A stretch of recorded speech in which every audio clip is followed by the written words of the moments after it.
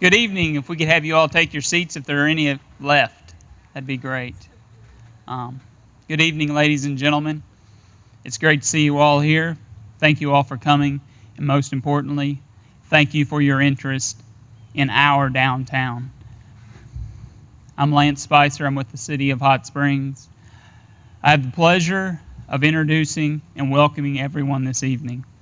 We're delighted to be able that you can join us and present the findings of this Downtown Development Action Plan by Thomas P. Miller and Associates. We have Mr. Tom West, the Senior Vice President of the firm. This action plan was made possible by a grant from the Economic Development Administration, which is a division of the U.S. Department of Commerce. These EDA grants are funded, locally led initiatives that foster economic expansion and community growth. The local funding is comprised of the Hot Springs Metro Partnership, and the majority of the funds coming from the City of Hot Springs. At this time, we would like to recognize our local officials that are in attendance that have provided the leadership and guidance to pursue these initiatives. So if you would, please stand and be recognized. Here we go. Thank you all.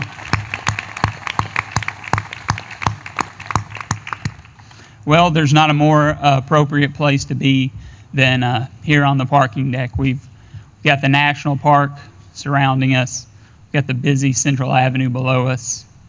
We've got a world-class educational institution to the north in the Arkansas School for Math, Science, and the Arts. We've got our new joint partnership with Henderson State and National Park College on the south end. We literally have everything in between. We've got great restaurants. We have amazing art galleries, bathhouses, microbreweries, and obviously our namesake thermal waters. And also, we can't talk about Hot Springs without mentioning our many festivals and events that go on here. Starting tomorrow, we have the Documentary Film Festival kicking off.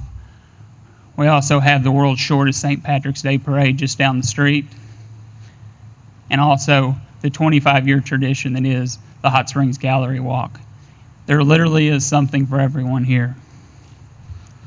Now, the past several years, downtown itself has been evolving into a vibrant place to live, to work, to play, and to visit. We're positioned for the growth. We have momentum on our side, yet there's always room for improvement, and that's why we're here. The challenge before us is to maximize that growth and provide the environment to achieve these long-term, sustainable growth. To address these pressing issues, we commissioned this downtown development study. With an undertaking of this magnitude, obviously there are many people to thank for their contribution to this plan. I see several members here. We want to thank TKZ Development with the Medical Arts Building for hosting that open house. It's a great venue there. It's going to be an amazing project. TKZ, if you're not aware, is Anthony Taylor, Bob Kempkis, and Robert Zunick. I think you're going to be hearing a lot about that group when it comes to downtown development in the near future. And obviously, we do have our steering committee. There are several members here in attendance, and we'd like to recognize them for all the hard work that they put forth in the background in compressing all this information and putting it into this plan that we have before us. So let's recognize those folks as well. Please stand. Yes, you deserve it. Now, there is one noticeable absence here on that steering committee, and that is our former city manager, David Watkins. Mr. Watkins passed away unexpectedly about a month and a half ago. And with the passing of David, the city not only lost a leader, a boss, and a mentor to myself, more importantly, downtown lost a real champion. That was someone who truly believed in what was possible, believed it more than anyone. However, the loss of David will not derail the progress we are experiencing. There's too much hard work and involvement that will serve to revitalize the commercial core, strengthen businesses, and keep a sense of place, only like Hot Springs can. Now, what brings us here? Obviously, there's a galvanizing event. February 27th, we had a tragic fire at the former Majestic Hotel. It burned the historic portion of it. That event itself was not just a building that burned. That event sparked a movement to redevelop and preserve our famed downtown, and that's why we're here this evening. The community has used the Majestic Hotel fire as an opportunity to recommit to the preservation and enhancement of our downtown to the great benefit of the citizens, but also to all Arkansans. As you know, in any city, a downtown is seen as the front door to your community. It's more of a gathering place. It kind of gives you a glimpse of what the community has to offer. And with that, Hot Springs has rolled out the welcome mat to visitors for centuries. This downtown is iconic. And to that end, our city board should be commended for many of the actions that they have taken in the last 2 years that have really sparked a lot of the development. The formation of the Thermal Basin Fire District is obviously one of the more landmark items that have come through for downtown Hot Springs. The Thermal Basin heightened public awareness and urgency downtown's existing conditions. It also, in an effort to stimulate the building and development, fee waivers were initiated throughout the city with special incentives offered for downtown development. And one more major investment that I'd like to touch on is the extension of a water main that provides the additional fire capacity, and we saw it as a cost-effective way to offer greater fire protection. Now, in closing, in the coming years, America's First Resort will undergo some improvements to enhance an already what we all feel is an outstanding front door that welcomes so many to the Spa City. These improvements will attract businesses, encourage quality development of all kinds, including residential, retail, commercial, helping our downtown live up to its great reputation. This plan that Tom is going to roll out for you gives steps to help downtown become even more economically vibrant, livable, walkable, mobile, inclusive, diverse, and culturally alive, all while preserving the history and our authentic Hot Springs character. This plan is not about losing anything. It's more about creating opportunities to maximize what we already have.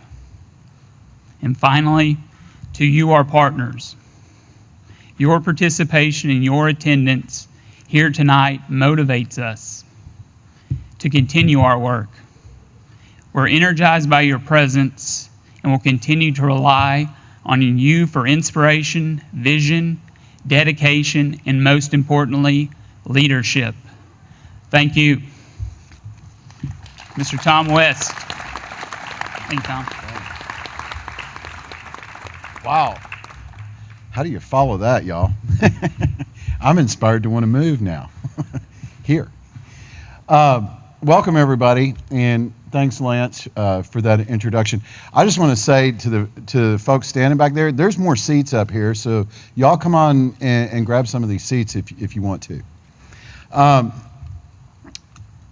That was very inspiring what Lance said, and before we get started in actually talking about some of the specifics of the plan, I want to introduce the team that has worked so hard from our company with you all on this. First of all, I want to, and you're going to hear from these folks later too, Courtney Zog, who is the project manager for this and keeps all the rest of us in line and has worked so hard. I also want to mention, she doesn't work for us, but if Dwayne, if you ever want to let her go, we would love to have Vicki Anderson. She has just been a godsend, but I think we'd have a hard time wrestling her away. But Vicki's been awesome to work with. We also have Travis Lane, who I think of as our broadband expert, but he's got also a lot of other expertise in economic development as well. And then Katie Meyer, who not only knows about downtown living, but she's living it every day of her life in her hometown of Covington, Kentucky. Okay, so that's enough about us. We also want to give a lot of thanks to the West Central Arkansas Planning and Development District, to the Metro Partnership, and certainly the City of Hot Springs and all of the others who came together to give us this opportunity, and that's the way we look at it, as an opportunity to work with all of you. And over and above all of that, we want to thank the people of Hot Springs for giving us this opportunity and welcoming us into the community and being so passionate about your downtown. When we started this process back in April, I guess it was, we said 3 things to the steering committee in the beginning. The first thing is, this is going to be your plan for Hot Springs. It's not going to be Thomas P. Miller and Associates plan for you. It's going to be your plan for your future. The second thing that we said is, we don't create plans that sit on a shelf and collect dust. We create plans that kick up some dust. And the third thing we said is, we think you're going to have a lot of fun doing this. And we hope we have a lot of fun doing it with you. So with those 3 things in mind, I want you to use that as a way to kind of frame where we're going to go now, and to just tell you a little bit about the process of the project. We gathered a lot of data. We gathered some real numbers, some hard data. We also gathered a lot of ideas from you. As I said, this is your plan, not ours. What is amazing to us as planners is we've worked in cities of all size all over the country. We have never seen the level of passion and engagement as we have seen from throughout the community. Elected officials, but not just elected officials. Folks whose job it is to be concerned about downtown. Merchants, residents, people who don't live downtown. We even had some visitors come in when we did the open house to talk to us about how they felt about the community. We had over 450 individuals participate in this process just since April. And I know there are a whole lot more out there that feel strongly and want to be involved in making this work. As I said, this is an action plan. This is a roadmap for action. This document would not be this thick if it weren't filled with actions that you can take. The other thing we did was we looked at the demographics of the community. We had to know where we were starting from before we could know how to get to where we wanted to be. We looked at the 4 neighborhoods that immediately surround the central business district, and how making these tweaks that Lance talked about, tying together all of those great assets you already have, could have a very positive impact in those neighborhoods and help them revitalize at the same time that downtown is making its changes in growing its economy. All of these things that we did were designed to give us a roadmap. A roadmap for the future of downtown Hot Springs. I don't like to read things to people, but I know that the sun is going out. Can you all read that? Because part of having a roadmap is knowing where you want to go. And the steering committee, I think, did a great job of putting together a fantastic vision statement that lays out where you as a community want your downtown to go. Now, there's a second slide to this too, because they really want a lot of great things and have a big vision for downtown. So read that and I'll switch to the next slide. But basically, we're talking about downtown being this center of economic, social, and cultural interaction, this hub for the entire Hot Springs community. Here's the second part of that vision statement. But I mentioned before how important those surrounding neighborhoods are, and downtown's role as a hub to kind of bring the community together. But it's real important to do that with the amenities that are needed in the 21st century, things like broadband, things that are going to encourage millennials as well as seniors to want to live in this downtown area. But it's important to provide those amenities, as Lance said, in the context of the great historic culture that you have in your downtown area. So, having said that and kind of set the stage and laid out where you have told us you want to be in the future with downtown, in order to get there, there have to be some goals set. So at this point, I want to turn it over to Courtney to talk about these big specific goals the steering committee had.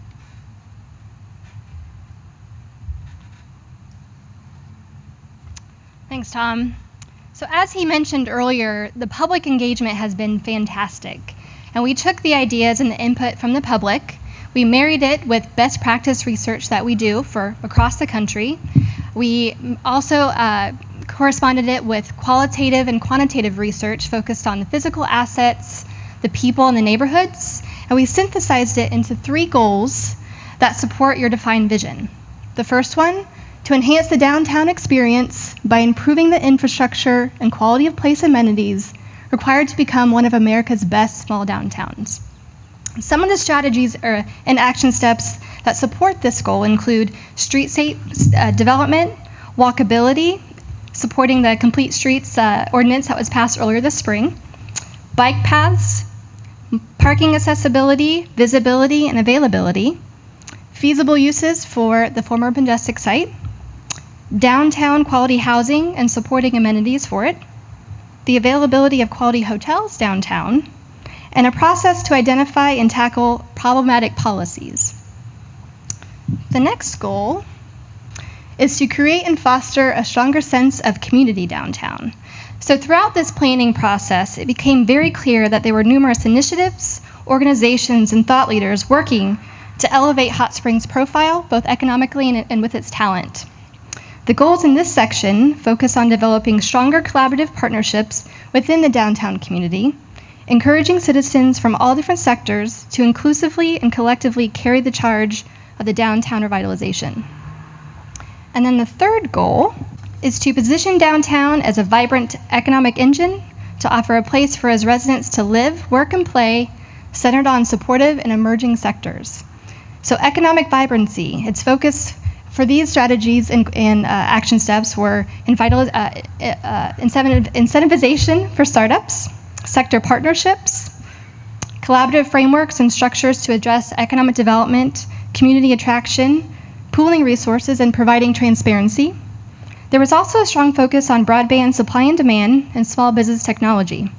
So there's a lot to do, and some projects are so big and cut across all 3 of these goals. This led to the development of 5 transformational tactics. These are the 5 big ideas. First is the redevelopment of the former Majestic site. Second, to enhance the streetscape and walkability. Third, to revitalize upper floors for residential. Fourth, to improve broadband to drive innovation. And fifth, to form a group of volunteers to advance downtown. So I'll turn it back over to Tom to talk about the first.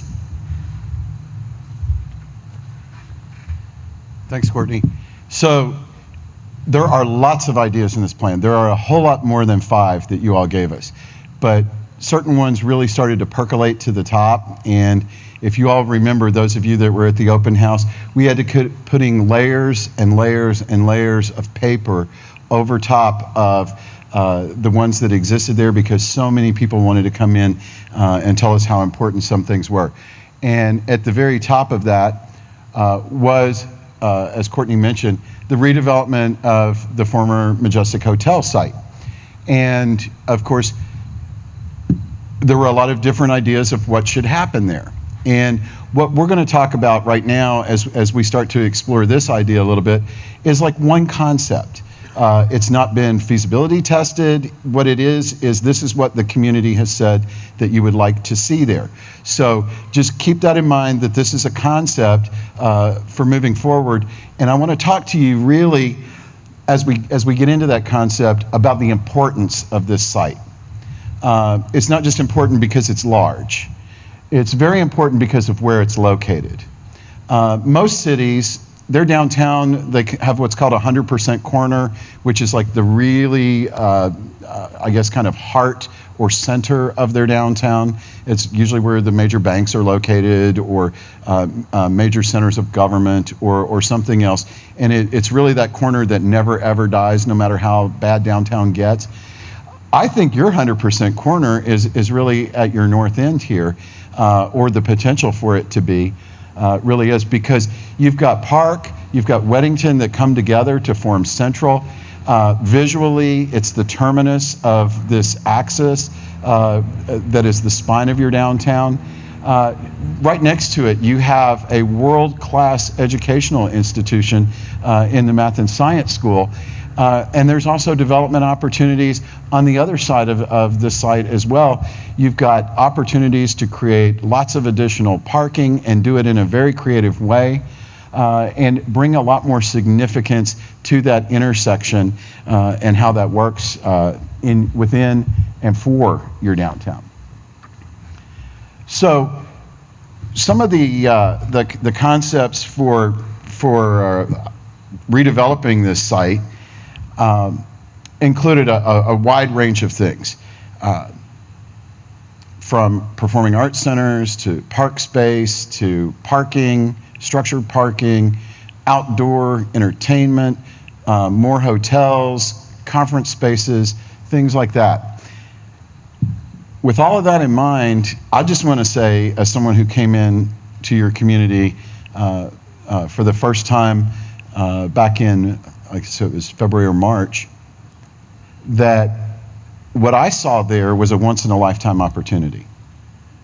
This is your opportunity, your generation's opportunity, to create a legacy for the next generations, just like you've inherited the legacy of the bathhouses from the prior generations.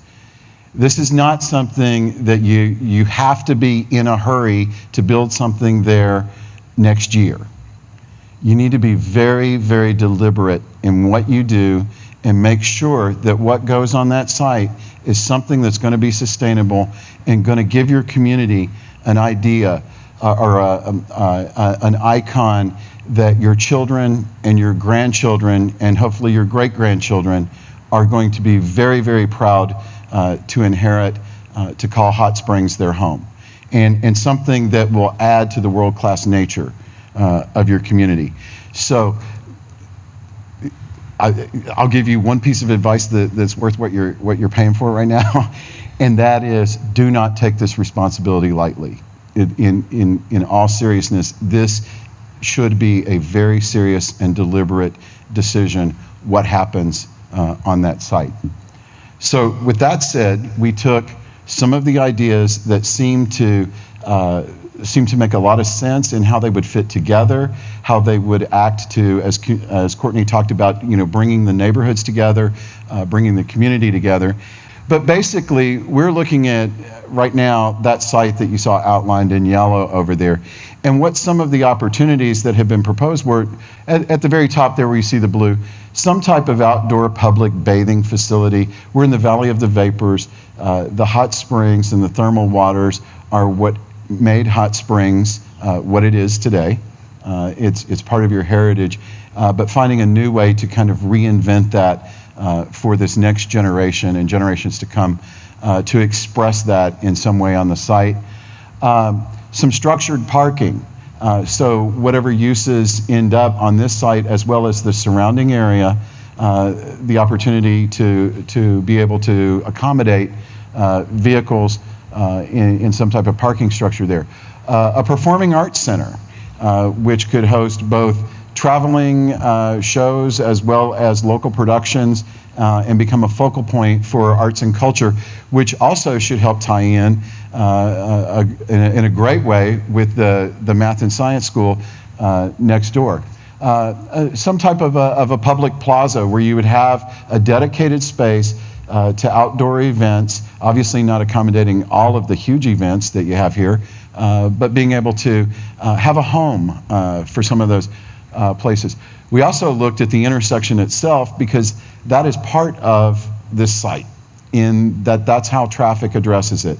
So looking at the idea of putting a roundabout in there, again, to be able to create an icon, a visual icon, but also to help facilitate traffic and add to that iconic nature and significance of the site in your downtown.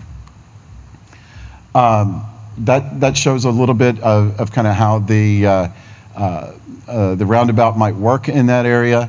And again, tying together the business community, the education community, if it's an arts facility that's there, along with the neighborhoods, to create that kind of visual hub in the downtown. What in the heck is a slide of Portland, Oregon doing in a presentation in Hot Springs? Well, a lot of communities have an iconic sign. And some of you may have seen, you know, the Pike Place Market in Seattle and the big San Francisco Bay Terminal and things like that. When I saw what was on top of the Majestic Hotel in that sign up there, I thought, here's an opportunity to give a nod to the history of the site without trying to recreate it, and in such a way that it's not going to create negative memories for people, but adaptive reuse of that sign to possibly create your own iconic sign, especially since you're home to so many visitors and so many folks come here from other places, and really make that statement that you are, in fact, in Hot Springs, Arkansas, which is the Valley of the Vapors. And again, it's a way to give a little nod to the history of it, reuse something on the site that is architecturally significant, but create, again, part of that legacy for future generations. So at this point, and I feel so passionately about this, I've been ignoring my notes up here. The other priority is, as you start to leave that site, and we'll take a little walk down Central, are enhancements to the walkability of the community. This is important from a number of perspectives.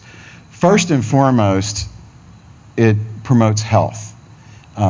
If folks are out walking, if they're out riding bikes, that promotes community health.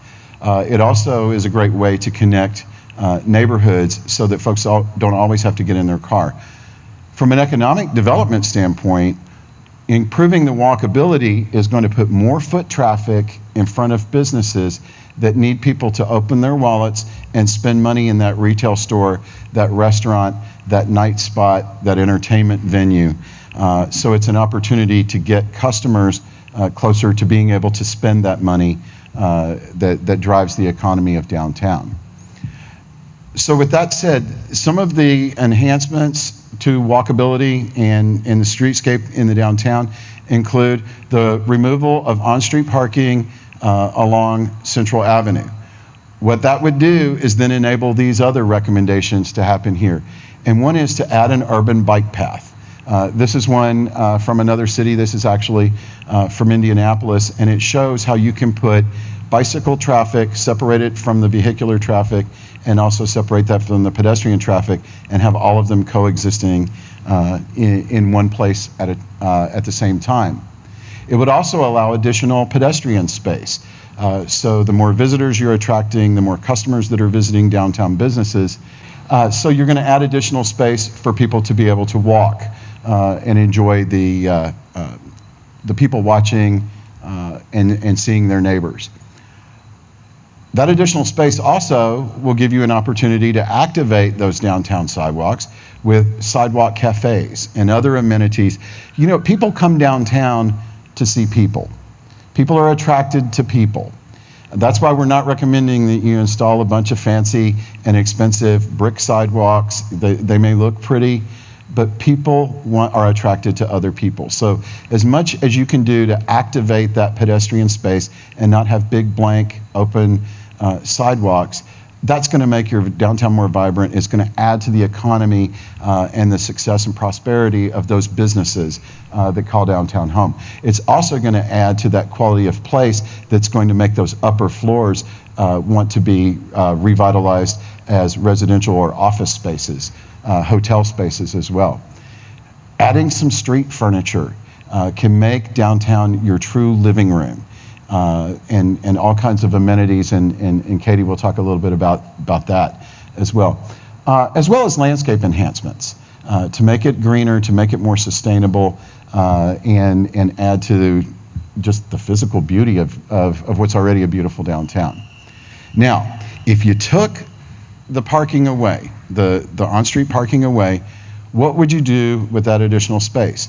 And this is the section that's kind of right up here, and this shows like between Fountain Street and Canyon Court, that has the median in it right now. So if you got rid of the spaces on both sides of the streets, you'd still have the median in the middle, just like it is now. You'd still have the same travel lanes that you have now, 11 feet wide, on those. On the west side of the street, you could pick up a 2-foot landscape buffer, an 8-foot bicycle path. And again, this could tie into existing bike trails and proposed bike trails that would help connect neighborhoods to downtown, as well as with the park. So you could pick that up and have a 2-way bike trail. And then that would give you 17 feet of pedestrian space. In some of that, where it's appropriate, you could have cafe tables outside to help activate the space. In other spaces, there could be other activities going on, and just some additional walking around space to accommodate street furniture as well. On the other side of the street, you would pick up a 4-foot landscape buffer to buffer the traffic from the pedestrians, and 19 feet of open pedestrian space. If we go down into the next area, and this is in the area where Bathhouse Row is, we shortened up their front lawns there just for the purpose of the drawing here to demonstrate the street. But on both sides, you'd have a matching 14-foot pedestrian way, which again could accommodate some small cafes over on the west side of the street. We still have that 8-foot wide bike trail coming all the way through. Our landscape buffer, the same travel lanes that exist there right now. We didn't reduce the size of them. And nothing on the National Park side changes. They still have their 8-foot landscape buffer and the 14-foot sidewalk over there. So that gives you a little bit, if you imagine how wide the sidewalk is on the side of the street where the Bathhouse Row is, that would be the same width of the pedestrian area on the other side of the street as well. So what happens to Central Avenue as we head south? It feels like it chokes a little bit, right? It gets more narrow. Well, we didn't change those travel lanes either. And those travel lanes, even though it feels narrower, those are actually 2 feet wider than the widest part on the most north end here. Those are 13 feet wide. They would remain 13 feet wide. Again, we would have our 8-foot wide 2-way bike trail that would come through. And you pick up 18 feet of sidewalk on the east side and a 16-foot wide pedestrian space on the west side. Again, vehicular traffic in all of these scenarios is accommodated, but the pedestrian becomes the focus. The pedestrian and the bicyclist becomes the focus. Okay. Now I want to turn it over to Katie to talk to us about what a great quality of place this creates for us. Thank you. Like Tom said, it's been truly inspiring to see so many folks come and engage in this process along the way, and it's truly inspiring to see so many folks here tonight. So thank you for being here. For thousands of years, cities have been incrementally built, tested, and replicated based on the pedestrian. Only in the past century have development strategies been adapted to accommodate the automobile as the primary user. The reality is that the pedestrian-scaled and therefore walkable urban environment is safer, more inviting, more sustainable, and better for economic vitality. A pedestrian-scaled environment is safer because it decreases traffic speeds, includes better crosswalk provisions, has safer routes for cyclists, enhanced lighting, and ultimately more people. It is more inviting because by its nature, the design communicates to the individual that they are not only allowed to be there, but they are supposed to be there. It has also been shown that millennials and many empty nesters are attracted to smaller scale, more walkable, and bike-friendly communities. All over the country, millennials are choosing to rent rather than buy, live car-free, and support local and small business. These strategies can help Hot Springs take advantage of that cultural momentum. Finally, a pedestrian-scaled environment is more sustainable. Having more people and less cars is not only better for air quality, it decreases wear and tear per visitor on roads and infrastructure.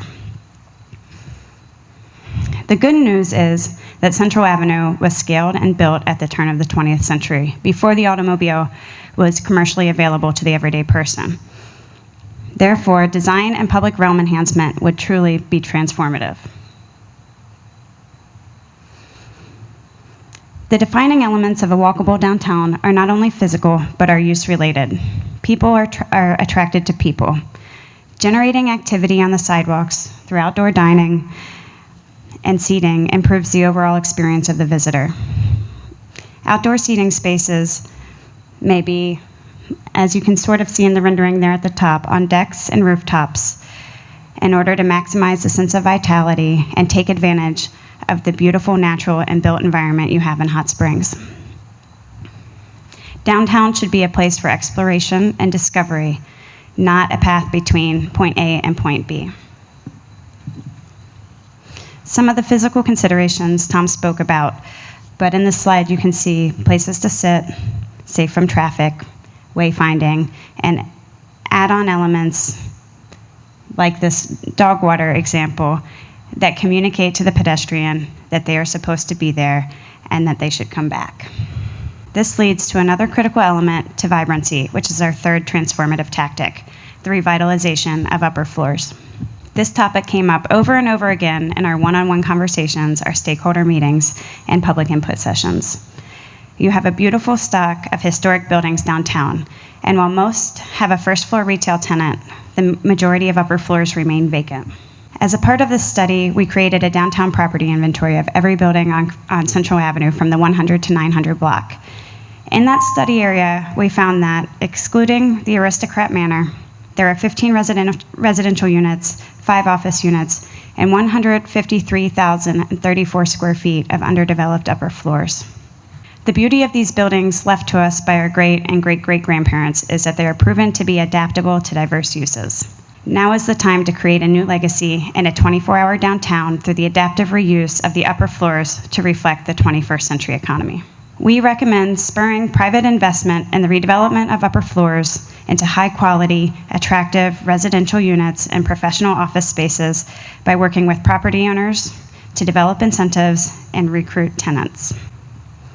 Now, I would like to welcome Travis Lane, my colleague, to share our next transformative tactic.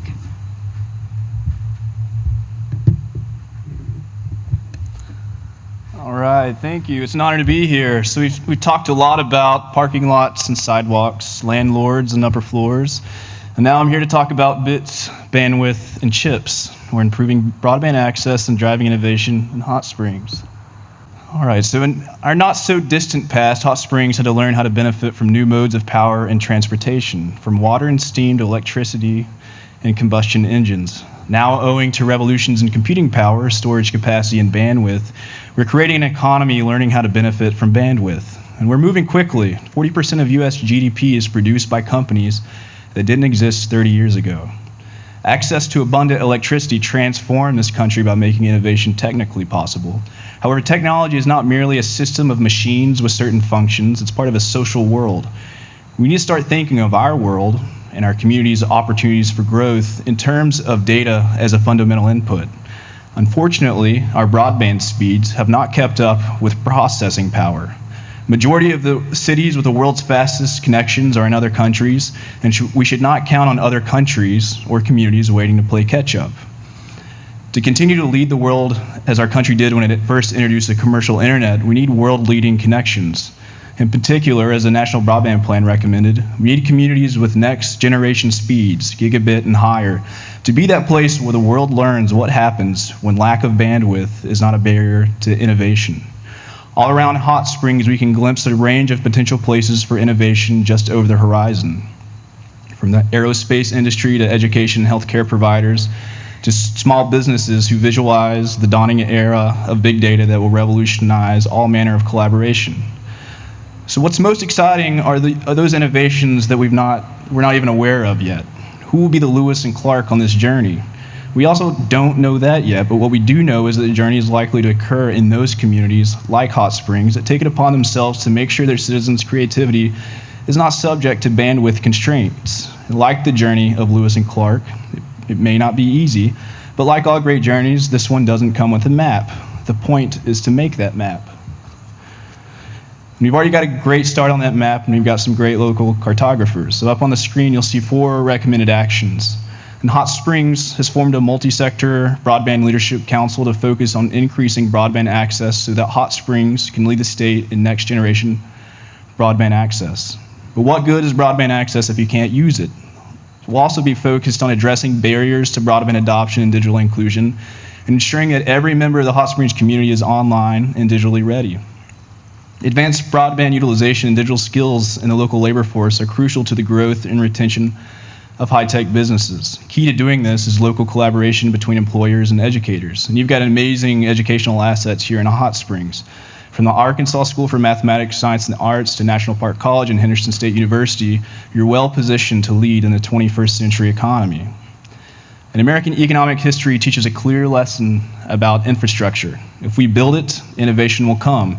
To increase the likelihood that new and innovative uses of broadband technology are discovered and refined within your community, an innovation hub or incubator could be developed so that young innovators and early adopters can discover and explore uses of technology.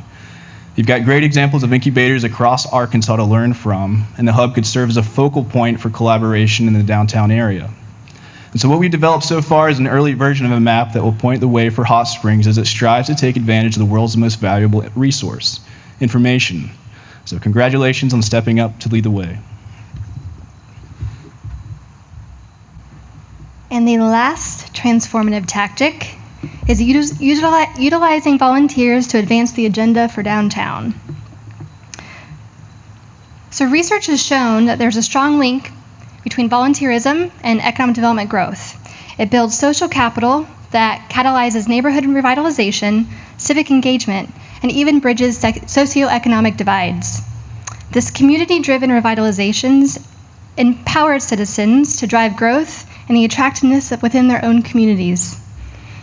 It has sprouted the phenomenon called tactical urbanism, which centers on the following: a deliberate, phased approach to instigating change, utilizing local ideas that are offered for local planning, so not a bottom-down approach. It is a short-term commitment with realistic expectations, and encourages social capital development. Tactical urbanism can involve anyone and is owned by no one. One of our recommended actions is to formally create an all-volunteer group we lovingly call the Hot Springers. These volunteers would act as ambassadors and advocates to implement ideas. It would result in sustainable policymaking, programming, and implementation of projects downtown. The Hot Springers have been modeled off of groups from Syracuse, New York, and Cincinnati, Ohio, and Tom West was actually a part of one of the founding groups in Cincinnati. One thing to note is that the process here doesn't end at the attendance of a city council meeting, but it drives action. And this plan is all about action. And this community has determined what's on the action item list, such as, which now I can go to the next slide, here. And Tom, I'll turn it back over to you. I won't go through all of these. There are literally dozens of actions that you guys want to happen. So what I'm going to do is leave each one of these up for a few minutes, let you guys take a look at them. I'm going to encourage, and yeah, that was planned. He is supposed to be playing music right now. Let's get excited here. Because you can get online with the city, the partnership, the development district on their websites and look at this, and then you don't have to spend a whole lot of trees to print it out, and you can get through there and look at all of these different action items that are in there.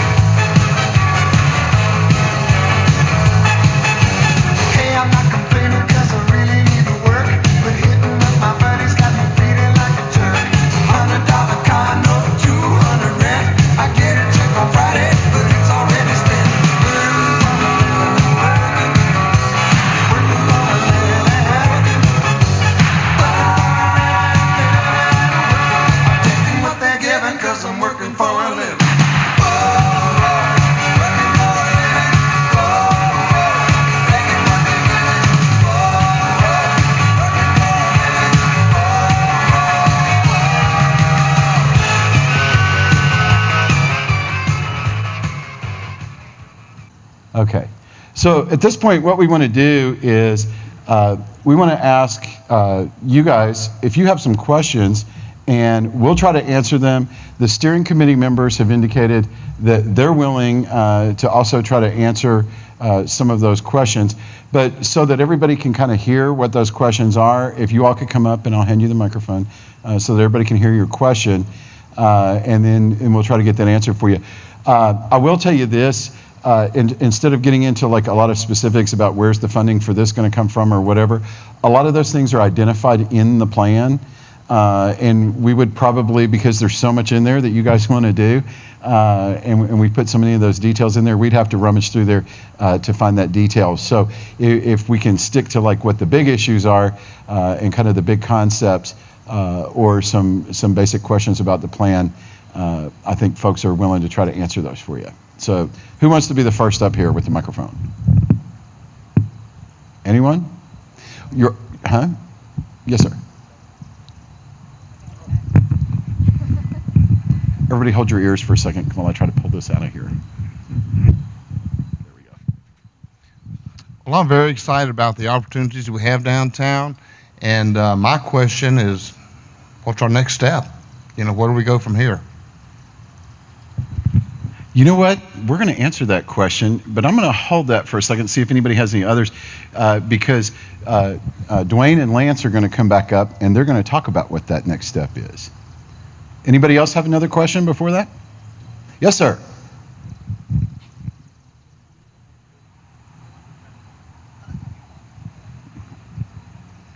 Were you afraid you were going to photobomb them?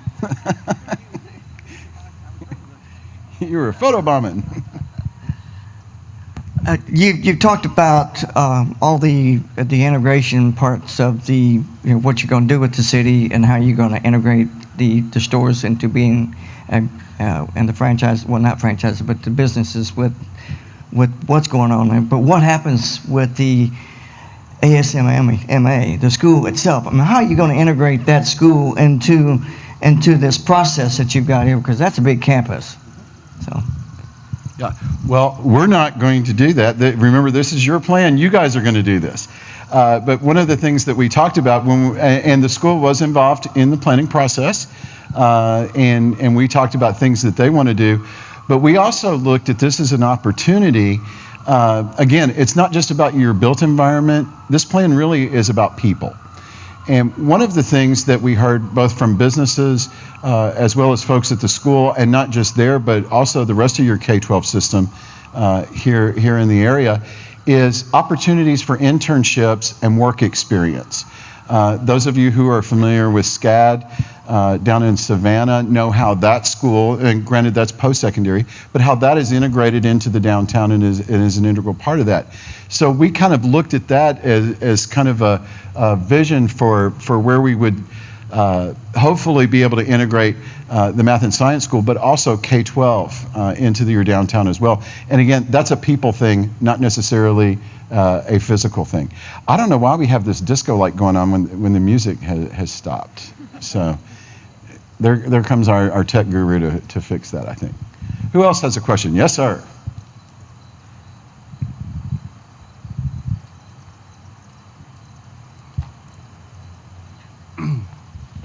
So when you get into the winter months, and You have to walk away from it's my New York accent.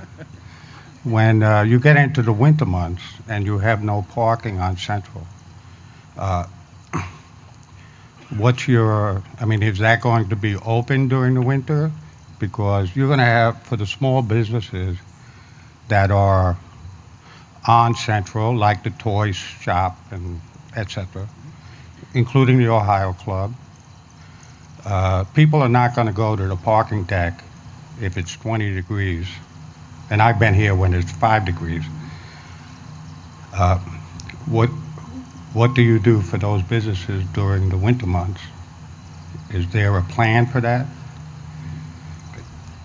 Well, parking is more than just removing those spaces and relying on this garage. There are a lot more recommendations in there about what also has to happen in order for that to work. It works in other cities that are in much colder climates, than Hot Springs. Yes, people will do some walking, but people walk in Minneapolis. People walk in the Upper Peninsula of Michigan. The thing that we want to do is to promote the convenient parking that may not be right there on Central, but it may be just right around the corner. So even if there's not a space right now in front of the business you want to visit on Central, you may park a block or so away. You may actually end up parking closer off street, but you have to walk around the corner to get there. As opposed to even a strip mall or the shopping mall, you may be parking at the end of the parking lot. You go Christmas shopping and there are a lot of cars there. You may actually walk a further distance to get to the door of that business. And down here, you may not be able to see the front door because you have to walk around the corner. But part of that experience also, as I think Katie was alluding to, is it's all about discovery and it's about an experience. It's not about getting necessarily from A to B.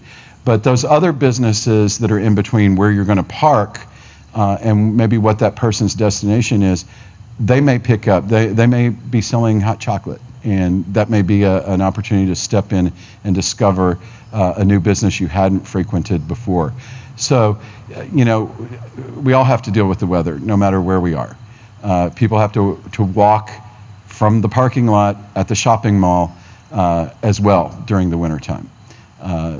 At least where I live, nobody comes and picks me up in a heated car and drives me to the front door of the store. So, yeah, provisions are made for that. Yes, ma'am.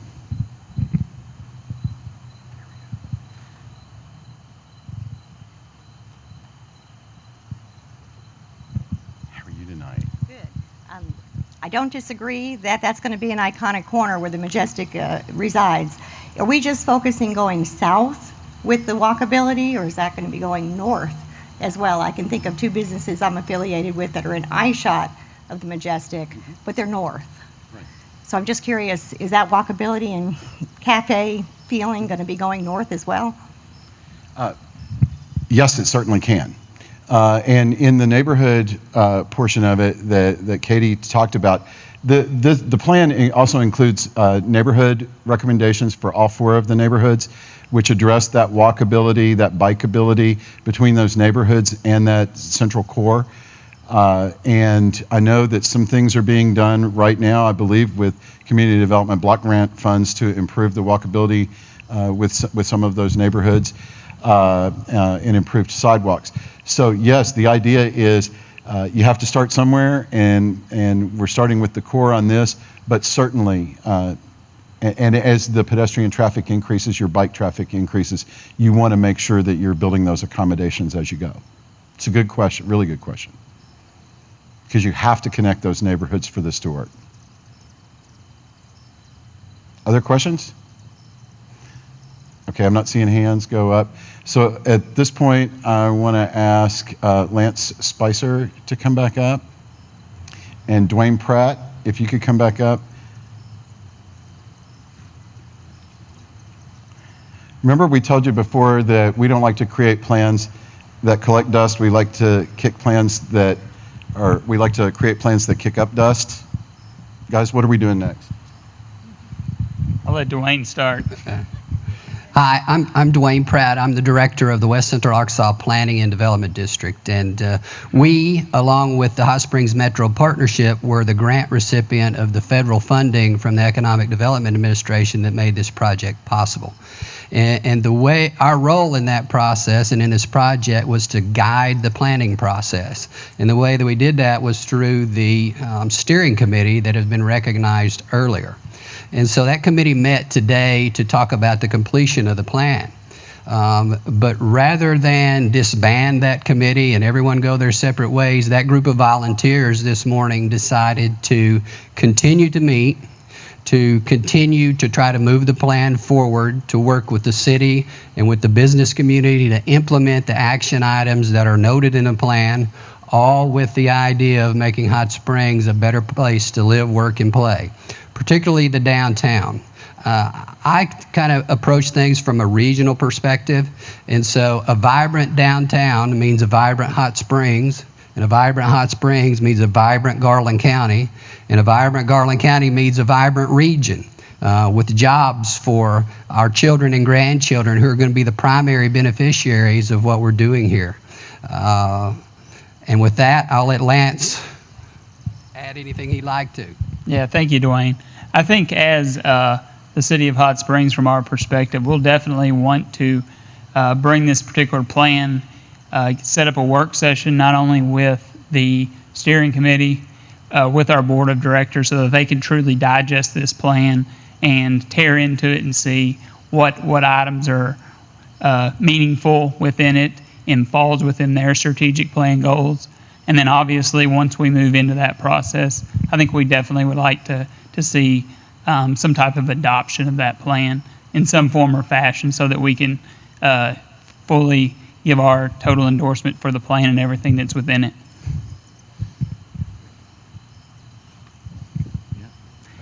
Thank you everybody for coming. We appreciate the turnout. This has been a great event, and we're happy everyone was here. Thank you.